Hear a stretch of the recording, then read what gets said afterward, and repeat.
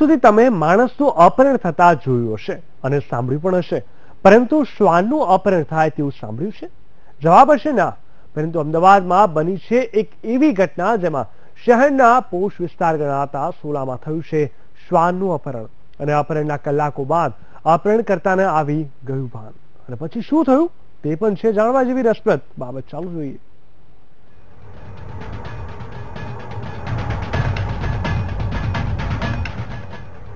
શું તમારી પાસે શ્વાન છે? તો થઈ જાવ સાવધાન, કારણ કે તમારા શ્વાન પર મંડરાઈ રહી છે કોઈની નજર.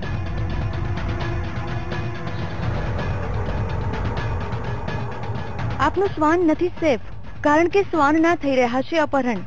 જી હા, આ વાત જાણીને તમને જરા નવાઈ લાગશે, પરંતુ આ સત્ય છે. અમદાવાદના સોલા વિસ્તારમાં આવો જ એક બનાવ પ્રકાશમાં આવ્યો છે. સોલા પોલીસ સ્ટેશન નજીક પાન પાર્લર માલિકના પાલતુ શ્વાનની ચોરી થવાનો કિસ્સો સામે આવ્યો છે. ચોરી થયેલા આ લેબ્રાડોરનું નામ છે કાલિશ. જોકે કાલિશની ચોરીની ઘટના સીસીટીવીમાં કેદ થઈ. સોલા રોડ પર આવેલા એટીએમમાં મસ્તીખોર કાલિશ રમી રહ્યું હતું.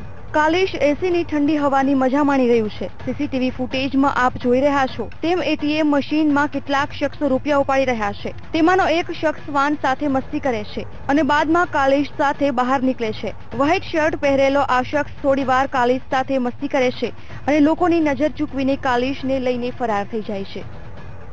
હું અહીંયા જ હતો. મારો રોજનો ટાઈમ છે કે 12-1 વાગે આપણે એટીએમમાં જતો રહે અને 3-4 વાગ્યા સુધી ઊંઘે ત્યાં.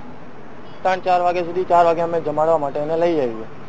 4 વાગે કાલે એવું થઈ ગયું, પરમ દિવસે થોડું કામ આવી ગયું. હું બાજુ કંઈક કામથી જતો રહ્યો હતો, થોડું ટાઈમ લાગ્યો.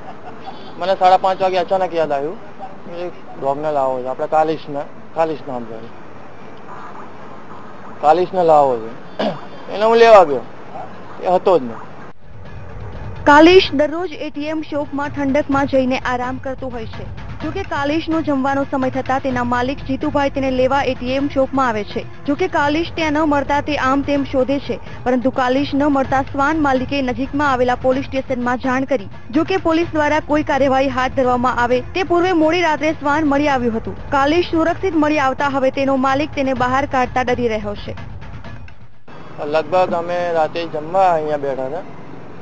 સાહેબનું જમવાનું અહીંયા હતું, તો જમવા બેઠા હતા. રાતે 10:30 વાગે કીધું એના મતે ત્યાંથી હેડતું આવ્યું. અચ્છા, શું લાગે છે 2 વખત અમારા ડોગને ચોરી ગયા? કોણ ચોરી જતું છે? શું કારણો લાગી રહ્યા છે? કારણો તો બેન શું બતાવીએ કે શું કારણ હશે. હવે બધાની નજરો છે એના ઉપર. એવું નહીં કે લોકો સવારથી સાંજ સુધી કેટલાય પાર્લર ઉપર આવે છે અને સારો લાગે છે અને રમાડે છે. શક બી તો આપણે કોના ઉપર કરીએ? કોઈના ઉપર નહીં કરીએ. બધાને ગમે છે. અહીં સવાલ એ થાય છે કે શા માટે શ્વાનની ઉઠાંતરી કરવામાં આવી? શું શ્વાનને અપહરણ કરવામાં આવ્યું હતું? શ્વાનને ઉઠાવી જનાર શખ્સ શ્વાન માલિક પાસેથી રૂપિયા પડાવવા માંગતો હતો કે પછી જાણી જોઈને કોઈ વ્યક્તિ દ્વારા શ્વાનની ઉઠાંતરી કરીને બાદમાં છોડી મુકાયું? પોલીસને એવી પણ આશંકા થઈ રહી છે કે આસપાસના કોઈ વ્યક્તિએ આ શ્વાનની ઉઠાંતરી કરી હોઈ શકે. હાલ તો પોલીસે આ મામલે વધુ તપાસ હાથ ધરી છે. હસમુખ વાઢેર સાથે મયુર મેવાડા, વીટીવી ન્યૂઝ.